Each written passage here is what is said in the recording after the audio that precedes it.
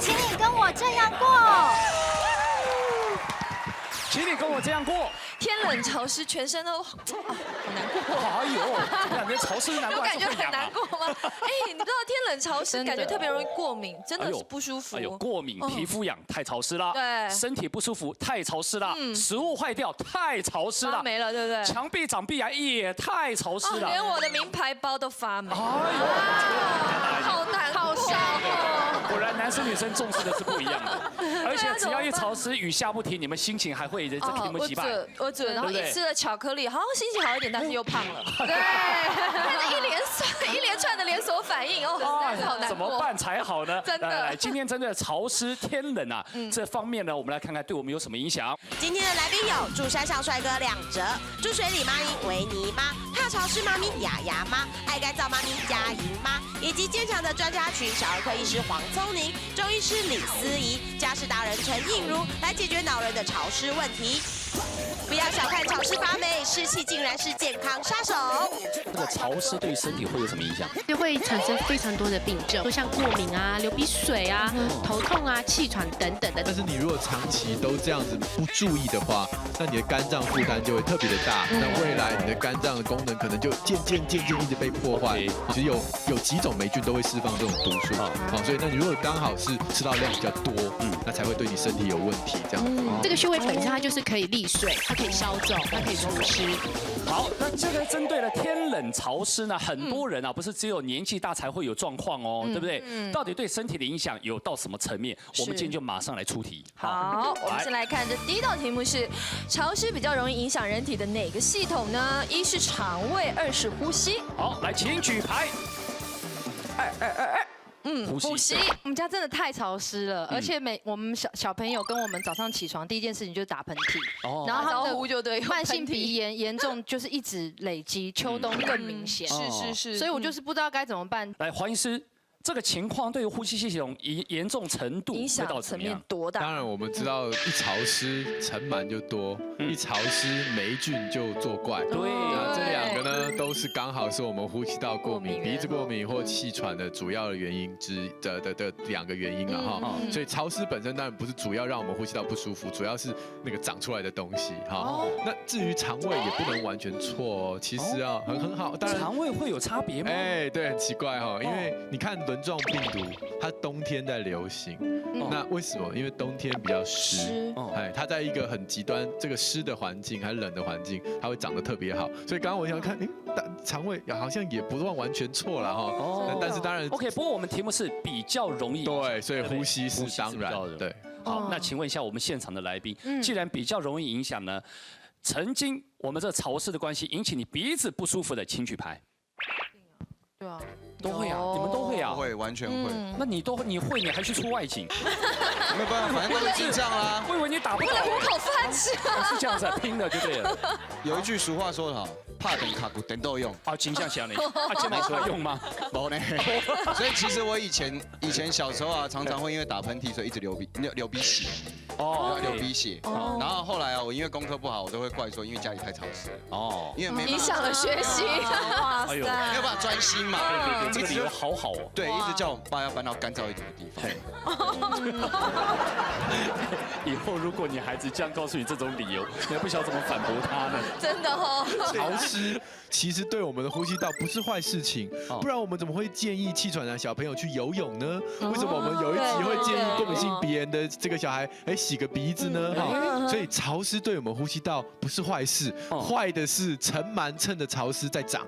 所以刚刚文华讲了，他一躺上床上就开始咳，开始打喷嚏，表示那个床的防螨没有做好。像刚刚说，洗床单我们之前讲过了嘛，这洗床单是没什么特别用的，所以你可能还是要整个换掉，或者是用防螨套套起来。那如果中医的话，它这个潮湿对于身体会有什么影响？就会产生非常多的病症。我们来看一下哈，第一个就是皮肤的疾病，比如说像湿疹、像香港脚，然后像那个外阴部的瘙痒，这些都是会因为身体的湿气过重所导致的。它再就是我们刚刚说呼吸系统产生支气管的问题，比如说像过敏啊、流鼻水啊、头痛啊、气喘等等的。但流鼻血是不一样的哦。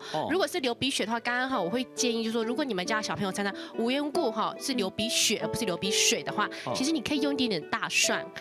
就是那种对大蒜，怎么样会比较香的？是帮他就是剁很碎，然后塞差不多1公分在他的足底心，然后用那个11N 的胶带给他贴起来，大概1个小时左右，好，他会改善他流鼻血的症状，或者是他正在流的话，马上帮他贴，他会停，他会止鼻血。当场贴，当场很快就停了，对，就是针对就是那种像茅山道术。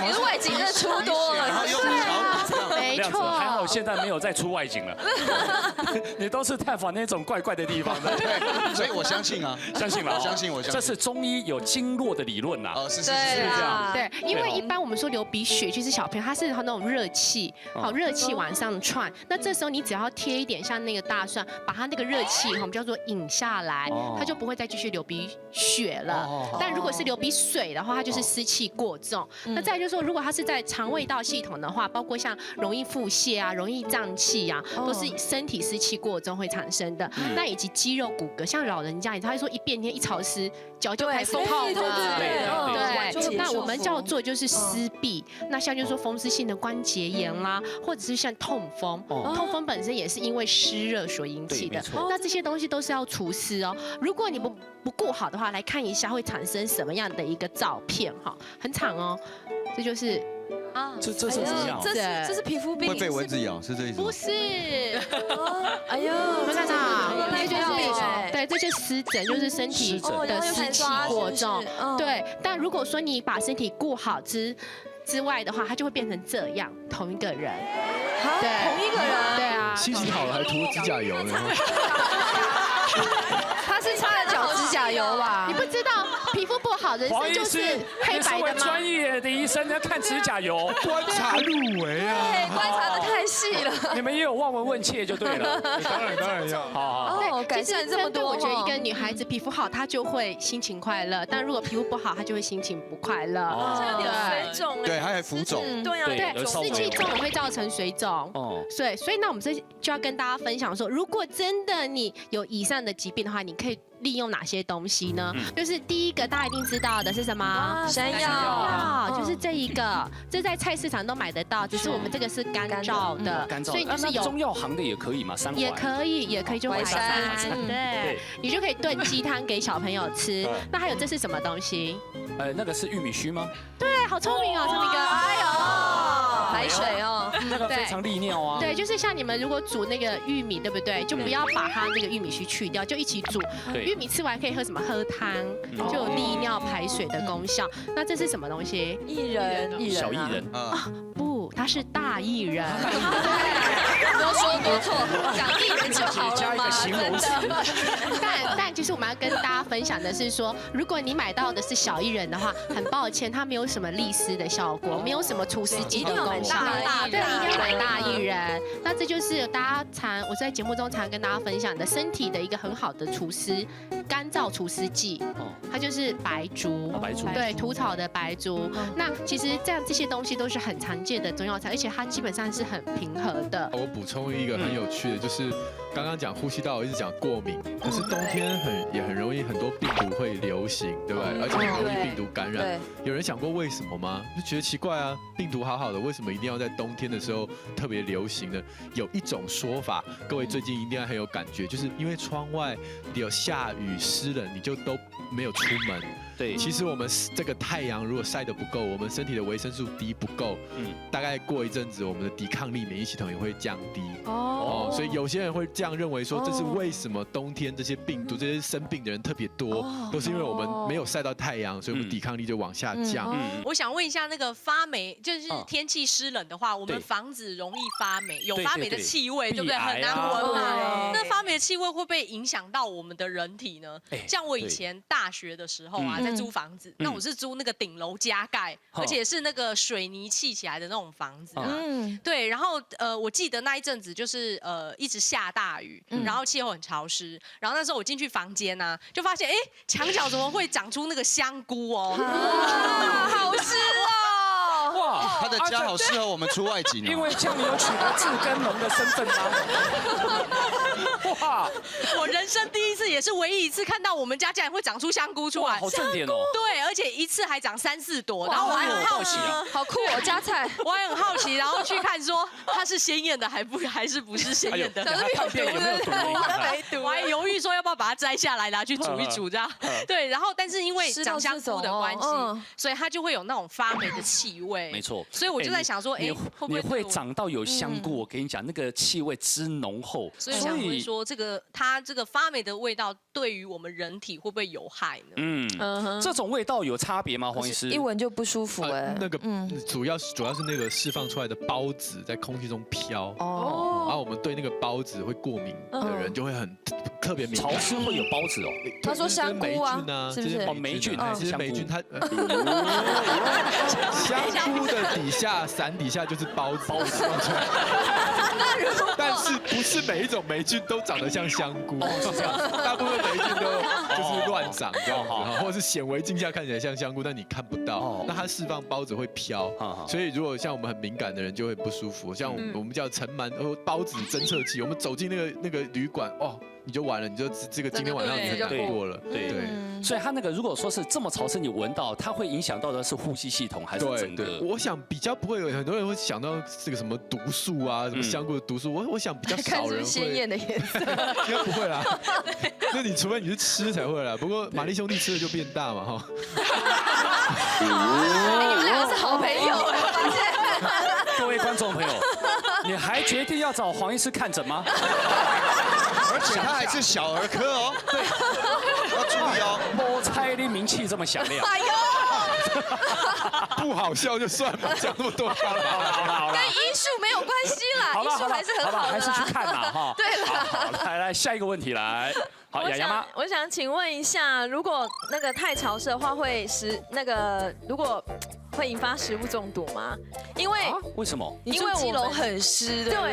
因为我们家只要那个面包放在桌子上2天，就会发霉。这么湿啊？对，吐司面包，基隆是雨都啦。对，然后还有那个饼干，小朋友的饼干啊，它里面打开不是一包一包的吗？对。哎呦，然后那天呢？怎么了？他受到的惊吓太大，太湿，太湿，脚底滑了一下这样。然后呢？然后就那个饼干，我那天打开来吃，我就自己会先吃一个，就那个饼干都会软掉，哎。吸了太多湿气了。不是我，而且我还有个问题，关于食物发霉这个，我去冰箱里面啊，为了帮我爸煮泡面，然后就拿了几朵香菇要切嘛，就觉得摸起来那个香菇面滑滑，我想说应该就没什么事儿，所以我就把它剁，然后放进去。等一下，冰箱里的香菇面滑滑的。我买了香菇在里面滑滑的，可是你放在冰箱里不是吗？重点是你的香菇又长香菇了，是这样吗？我想让他说完好了。土少菇，我好想知道他爸爸到底最后怎么样。对，爸怎么了？请跟我说。他长大了。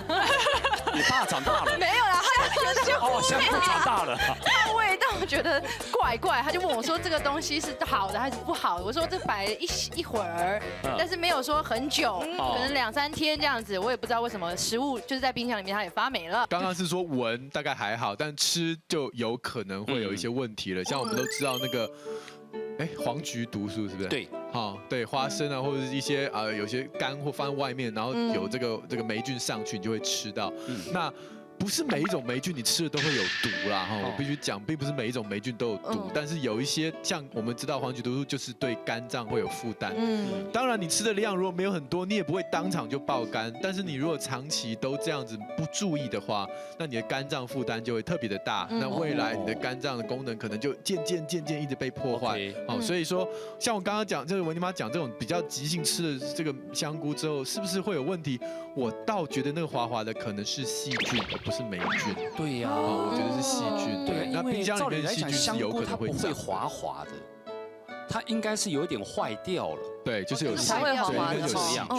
对，所以你刚刚讲的虽然是黄曲毒素，但是如果说是发霉，它的菌又不一样，吃下去以后，它也是一种毒素。也会增加肝脏的一个负担。对啊，不同的霉菌它的毒性我不确定，但是大部分我们比较没有在提，表示它毒性不强。哦，但是我们知道，像黄曲毒素这是其中一种霉菌会释放出来的毒素。其实不止一种，其实有几种霉菌都会释放这种毒素。好，所以那你如果刚好是吃到量比较多，那才会对你身体有问题这样子。哦，对。所以呢，我觉得身体健康是最重要的哈。那我们要预防食物来防潮，有 paper 对不对，陈老师？对，像刚才雅雅妈说，吐司面包很容易发霉。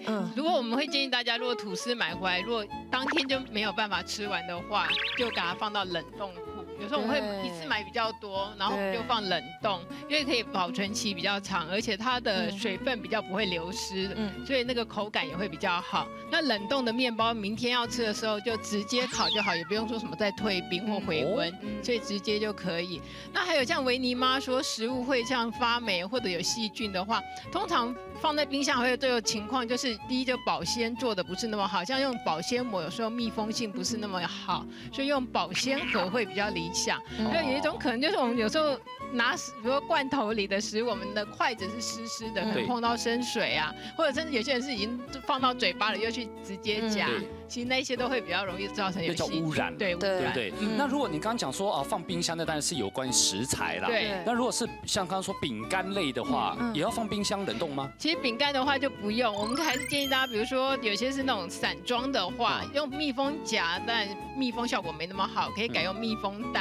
那密封袋如果要让它更好的话，就密封到最后留一个小孔，可以用吸管伸进去，给它稍微吸一下，让空气更少，有点像真空的效果。对，其实这样会比较好。然后或者是用我们的一般密封盒的话，就是把盖子稍微压一下，让里面空气也比较少，其实它的就有点半真空状况，对，保存就会比较久。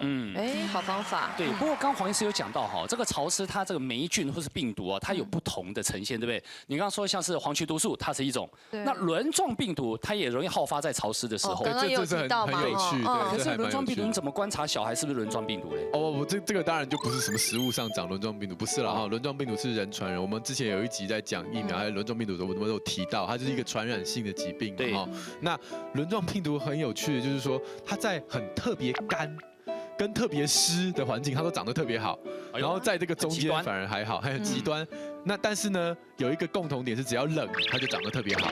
所以这可以解释为什么北美的冬天很干，轮状病毒会流行；台湾的冬天很湿，轮状病毒也流行。就刚好就两个这个极端啊，中间很热的夏天就都不流行这样。那轮状病毒如果万一小孩得到了，他会怎么样？就呕吐啊、腹泻啊。所以你看中医的观察就很特别。你看从古老的古书就跟你说，冬天如果湿的时候，肠胃的症状就出来。我相信很大一部分就是这种肠胃道的感染。就是轮状病毒呢，吃了它就比如说大人可能就是直接腹泻，那小孩呢可能就是呕吐，然后过1-2天，然后开始腹泻。所以就是要勤洗手，对不对？对。不过轮状病毒真的很难防。我们上次有讲过，轮状病毒一个尿布里面，如果是小 baby 的话，它的粪便里面可能有10亿只的轮状病毒，沾到2只就感染了。所以那要真的洗得很仔细，这真是很麻烦啦哈。那中医的角度呢？我补充一下，就是如果是上吐下泻的时候，其实我们周遭有还不错的食材就可以用。我们刚刚说不是一个薏仁吗？是。对，你看它薏仁，它的一个功效就是可以干嘛？治泻痢热淋。就是治什么？治拉肚子，然后治那个小便不利或小便会痛，对。那不过要跟大家讲说，你要用大薏仁之外，就是孕妇啦，孕妇会建议是吃绿豆，就不要吃薏仁。对，所以我们说绿豆配。我们虽然说绿豆配薏仁很好吃，但因为薏仁它有活血的效果，怕有时候怀孕对怀胎不好。对，那绿豆本身的话，之前我们在节目中有提到说，如果你是吃坏肚子轻微的话，其实你去煮个绿豆不加糖的，就是只有绿豆，你吃那个绿豆水，喝那个绿豆汤，就对于那种轻微的拉肚子就会有很好的一个改善效果。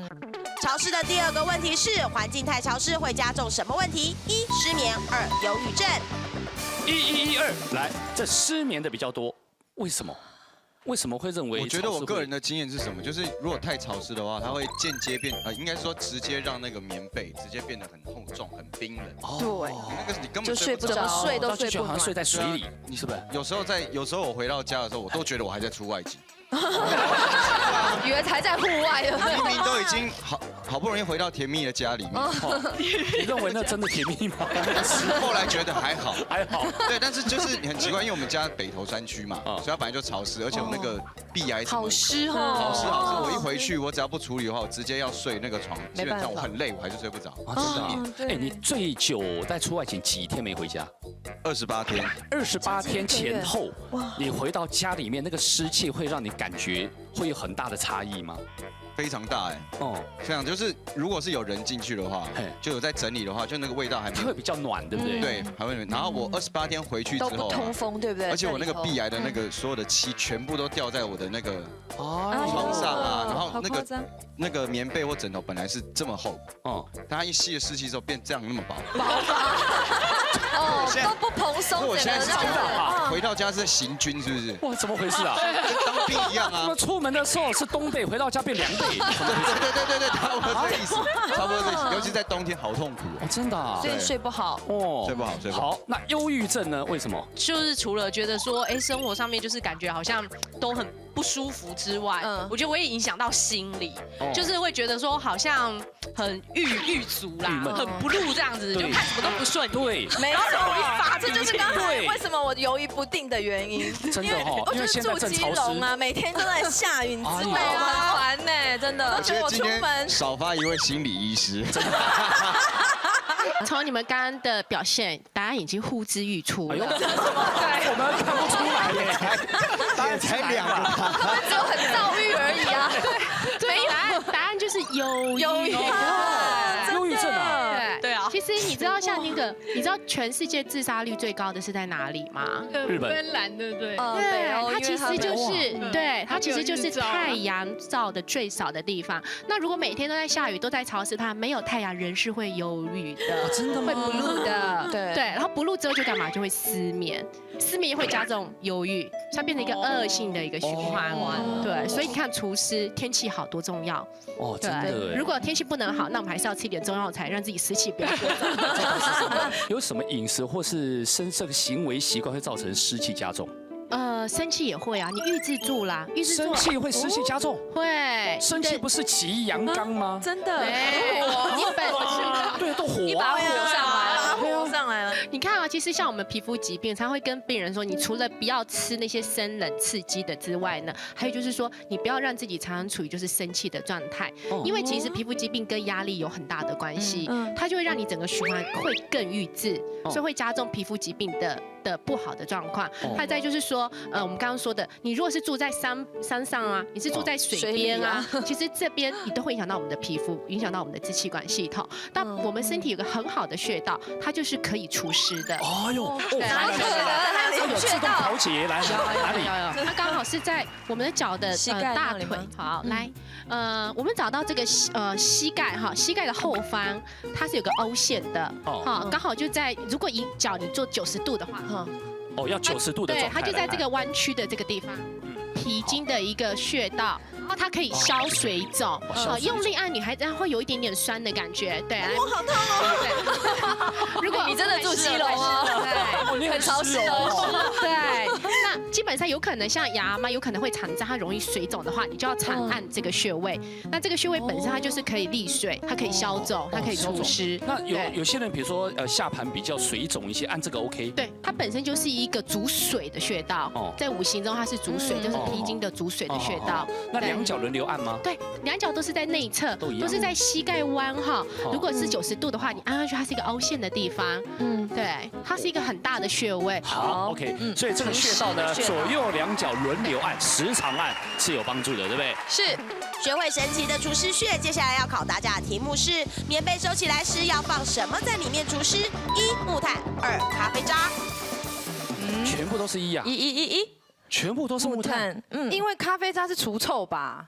咖啡渣也有人说可以除湿哦。对哦，木炭的那个除湿效果好像还不错好像之前有听过。有听过。好，所以都是木炭哈。木炭。好，来，陈老师帮我们解答。大家很厉害，全都答对了。恭喜！对，其实刚才咖啡灰渣它主要是拿来除臭用，那它其实这种颗粒状或粉状的东西，它都有一些除湿的效果。但相比之下，木炭或者我们常说的竹炭、倍长炭这些，它效果会比较明显。而且竹炭啊、倍长炭，它甚至可以达到调节湿气，就是太潮湿的时候它会吸湿，那如果干燥的时候它会释放那个湿气，所以它是有调节的效果，所以是很天然，然后而且效果很好的。只是在使用时要注意，有时候因为它就是放很久，永远都是那个样子，也不会坏掉，也不会变色。我们有时候一放就放好几年，其实大概半年到1年，它的那个调节湿气的效果就会变比较不好。就要拿出来洗一洗，然后再晒干，然后再重复用，这样子才能够维持它的那个功效。了解。所以你刚刚说的这种倍长炭啊、竹炭那个效果比较好。对。那一般烤肉的木炭，其实烤肉的木炭也可以，但是像那一些我们说的倍长炭或者是它竹炭的话，它是属于白炭，然后我们摸的时候比较不会让烧黑黑的，不会黑黑的。所以在使用上或者他们做成商品就比较喜欢用这个，因为方便性也比较好。因为像这种倍长炭都是最少要800度以上的温度，变结晶状的，所以它结构改变。木炭这样子要怎么去使用它在棉被上面？是烤肉的那一种的话，我们就是用纸包起来。用报纸吗？用像白报纸，因为怕有油墨，其实就是透气的纸，然后或者就拿家里不要的袜子，等于是2套在里面。有时候1只的话，还是怕有点屑掉出来，2只，然后套在里面绑起来，其实就可以。那更方便的，就像市面上现在都有卖这种，它已经做好一包一包的。那里面都是对，就是竹炭。它是小块的，它是小包的，对，它帮你做成粉状的，然后它就帮你包的这样2、3层，然后像这种是可以挂起来挂衣柜的，然后也有袋装的，就是放在那个我们的收纳箱，但是使用的比例，如果说像这样子的尺寸，大概就1个小的收纳箱是够的。那如果以整个居家要除湿的话，1瓶大概要用到3公斤的量。其实效果才比较明显。棉被到底要不要先，比如说真空，这样子会比较好保存？其实棉被的收纳的话，会做这个动作，很不建议大家用密封那种压缩或真空的，因为想想看，我们一般现在常盖的就是像羽绒啊、羊毛，这些都是我们常盖的，但是它们都是天然的蓬松状况，然后尤其像羽绒，如果你压缩以后，它就会折损，甚至折断掉。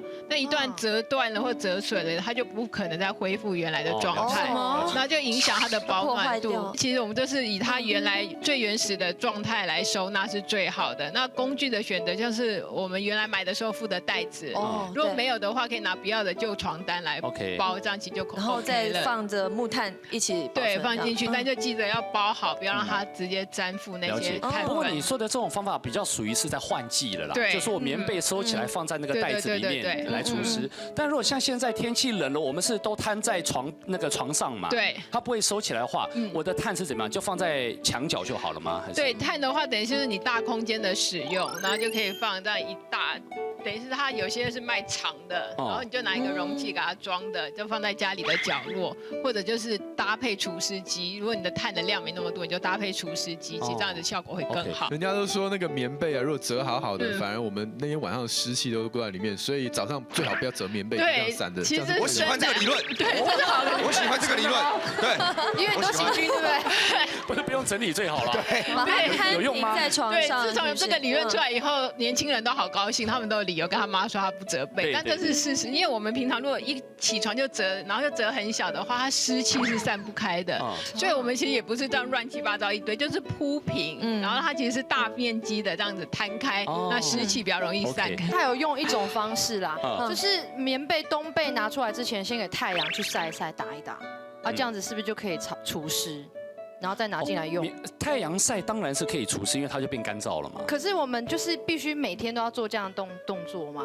其实我们一般平常每天用的话，就是像我们说的铺平，然后如果家里有除湿机蛋最好，没有的话至少用电扇给它吹，让空气流通。但是说晒太阳的话，其实就是要把那个湿气带走，它保持干燥，并不是说真的要大太阳一直拼命晒它。所以晒的时候要避开正中午。有时候我们都觉得太阳好大，赶快晒。它不是杀菌效果最好吗？对，是错的。错的。我们像买羽绒衣，它都会写说，如果你手洗，不要在大太阳下曝晒。所以同样羽绒被或者羊毛被这些，还有蚕丝这种天然的材质都不适合大太阳曝晒，所以应该要避开中午，它其实就是空气流通、有阳光的时候就 OK。还有像刚才维尼妈说把那被子打一打，就打蓬松嘛。对，那以前妈妈都一直打到还有那种感觉，好像有那种屑灰尘都飞出来，觉得哇好好，哦真有效。其实那个不是灰尘哎，那是里面的棉被已经被打到它断裂，然后才飘出来。那是以前的棉花。对，其实不是要这样打，就算是我们现在的材质，也不要用力打它，其实都是会把它打到它材质受损，所以是轻拍这样就 OK 了。李医师给我们提供一下中医有没有什么样的一个药包，然后可以喝的？对，这个我觉得就是说可以跟大家分享哈，决明子。决明子除了就是你可以拿来喝啊，它可以现在医学已经证明了，它是可以治疗青光眼的。但其实以前在古书上你可以看，它就已经说它是治疗一切目疾，就是一切跟眼睛有相关的疾病都可以治疗。决明子。对，所以它才叫决明。对，其实我们不管在我们的药上面，或者在我们的经络上面，它之所以取那个名字，都是有疗效的。比如说我们说过，我们有一个穴道叫做光明穴，你多按那个穴道，眼睛就会变得比较怎样，看得很清楚。那决明本身它就是拿来喝完以后，大家可以不要丢掉哦，可以在废物再利用哈。就是你把就是天气好的时候拿去晒太阳，然后晒到干了以后，对不对？你再用那个家里那个锅子，对不对？不要加油哦，就是直接哈，就是把它干炒，就是把它倒进去，干炒到有一点这个冒烟，然后都是干了以后，然后有这种就是小小的这个叫做就是纸袋子，然后你就把这个决明倒进去，然后用个就是橡皮圈给它绑起来，放在你的抽屉啦，它就可以有除湿的一个效果。然后定期哦，就是比如说你隔个1个月，觉得已经有一点湿气的话，就是拿出来再炒一炒。然后又可以用上，对，它就重复可以去使用。然后如果你已经累积到很大的量了以后，你把它炒一炒，炒完之后呢，你可以甚至用一个很大的这个叫做枕头布把它缝起来，就是决明子枕头它就是又可以就是治疗我们刚刚说的头痛不舒服治疗我们的眼睛。对，所以睡这个枕头又可以除湿，多好！又可以除湿，所以洗完头可以不用吹干了。但不行，所以超重没这么好吗？还是要吹头发，而且至少头皮一定要是干的。对，这重点啦哈。防潮问题多，继续来考大家：一出鞋柜用什么除湿效果比较好呢？1洗衣粉，2苏打粉。都是2啊，苏打粉1除鞋柜哦，有锁定特定的对象。苏打粉不是洗衣粉，不是。但是你有没有发现，清洁的效果而已吧？洗衣粉暴露在阳台外面，有时候会潮湿结块，对，因为它会吸湿。最后，请选择。112，对不对？你们是明智的。其实刚才昌明哥已经暗示很多了，越容易结块的，它的吸湿效果就越好。所以其实洗衣粉效果会比较好，但是我们还是不是建议大家利用洗衣粉来当除湿剂？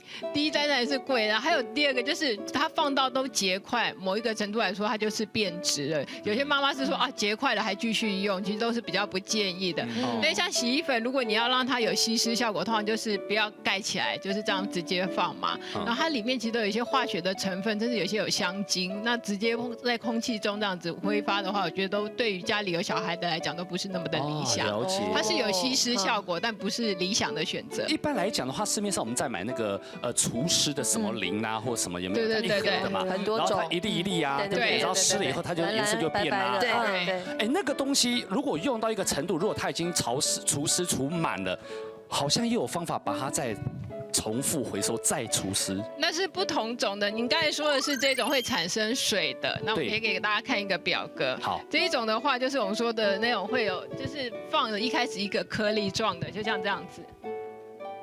对，然后放久以后，这颗粒就会不见，就会产生水的话，那这一种的话，它成分是所谓的氯化钙。然后我们比较它的效果其实很好，而且很明显，就大家看到水，就代表它真的有吸湿的效果。但是比较麻烦的是，因为它会产生整个过程中会产生氯气。如果家里有小朋友或者那种呼吸道比较敏感的，或者老人家的话，要比较小心。然后还有的话，就是它产生的水，如果你不小心打翻，因为有些不是密封的，它是盒子里面。那如果不小心打翻，如果打翻在皮件上面，那个皮革会有点像灼伤那样子，会有变色的情况。况。那如果打翻在衣物的话，那又没有处理，没有立刻去洗，就放太久，衣服甚至会有那种破损的情形，破坏它的纤维。所以使用上要特别留意。对，那我们还有一个常常看到的是这一种。对，这种应该大家也常看。对，然后这种的话就是所谓的石灰的。这种石灰的话，它其实好处就是它价钱比较便宜，然后还蛮容易取得的，像饼干包里面都会有。但同样的就是它比较，比如说不小心误食的话，它是会有毒性的，而且它是单次使用，就是用到像膨胀的话就要丢掉。但我们平常如果像饼干里面有拿到这个的话，可以给它放像小小包的，就可以放在鞋子里面。因为鞋子有时候穿久还是会有湿气，所以可以利用它来做一个鞋子的好方法耶。然后像我也会收集很多，然后就放在像比较小的那种放文件的收纳箱里面，然后或者像我们有些是相机的盒子，或者以前保留的底片盒，都可以利用这个来做除湿。现在还蛮流行的这种，大家称它叫水玻璃。对，这种就可以重复用，它里面的材质是矽胶的，然后它是没有毒性的，但是它的吸湿效果算是这3个里面比较差一点点的，就比较没有那么快。对，但是它的就是我们常看到就是像这一种的，它本来是蓝色，然后吸了湿以后会变粉红色，然后就可以放到太阳下面晒个半天，或者用微波炉微个大概3到5分钟，那等于是把水分带走以后，又可以重复一直反复的用。对，所以我觉得家里有小朋友用这个会比较安全。在吸的角度，对，刚刚讲的最重要就是，如果说你误食了，那真的是很不好哈。对，那我先看，因为很多家长都误食，这个小朋友会抓那个干燥剂，不小心吃进去，然后他就紧张的要命啊，打电话叫119啊，求救啊哈。所以我今天先跟大家讲，如果你们家小朋友吃的是 silica gel， 就是矽胶，我们英文不用学太多，学会这个 silica gel 就好了，因为所有的上面都会写哈 ，silica gel，silica gel，silica gel。哦，你只要看到你小朋友吃的干燥剂包装上写 silica gel， 你就放心，电话也不用打了，你就让他自己排出来就好。除了 silica gel 之外，那其他的像刚刚这个陈老师讲的那种生石灰，那个就很危险了哈，因为它已经吸饱了，就被小朋友用剪刀一扯开，里面这个东西如果吃进去是会有腐蚀性的碱性灼伤，所以它的食道啊，还有它的胃都要小心。这个时候不是催吐哈，所有会灼伤的食物误食都不是催吐，因为你会让食道再次灼伤，所以所有进去了就进去了，不要让它再出来了，立刻用牛奶或者是水，然后给它喝进去，让它稀释掉哈。那牛奶或水不要喝太多，因为你喝太多，它就又吐了。我发现就我们刚刚说不要催，对，不要催吐，就你又给它又吐出来。不是，可是如果我让它催吐出来，顶多食道再次灼伤，会不会总比我整个胃、小肠、大肠全部都灼伤好？你想想看，我们的胃里面胃酸 pH 值在3哦，所以其实我们胃啊还有小肠其实是很坚固的。那我们的食道很讨厌，因为食道只要一破，你那个细菌就搞不完了。对，那我刚刚讲说不要喝太多了哈，对，每公斤10 cc， 所以你大概10公斤就100 cc， 那最多就25公斤就1杯哦。比如说60公斤不是600，就是25就是1杯这样，250这样1杯哈。然后不要催吐眼睛，如果说他这个沾到眼睛啊，救命啊，好痛啊，这时候用清水由鼻侧往耳朵方向冲洗哦，就是说往外冲，不要往内冲。为什么？因为有可能会沿着鼻泪管跑到我们的鼻腔啊，然后又灼伤哈，所以说就不要，就是往外冲，让它从我们这个皮肤比较坚固一点，往外把它冲掉这样子哈。那氯化钙刚刚那个XX0哈，就是也是同样的处理方法，它的腐蚀性没有生石灰那么强，但是处理方法是一致的。好，我刚刚想要问就是衣橱鞋柜，但是我是一个在户外的。一个我就等于是放在户外而已。对，但是北投连阳光都是湿的，连阳光都是湿的，晒不干，你知道吗？真的晒不干，所以我的几乎每一双，比如说慢跑鞋、篮球鞋或者是登山鞋，几乎都变成雪靴，因为上面都是毛，长毛，你知道吗？什么？没长毛。很恶心啊！有一阵子我没有出外景了，所以我鞋子都放在那边。然后我就是去拍戏什么，回来才发现我每一双都变雪鞋。哇，这个保暖度增加，真的，而且连里面你也不用穿袜子。鞋子发霉就像这样子，有没有看到这些点点？对，说脚趾还是哪里？哇塞！哦，这里对，这些就是发霉的，黑黑的黑的是白色的，这里白色。对。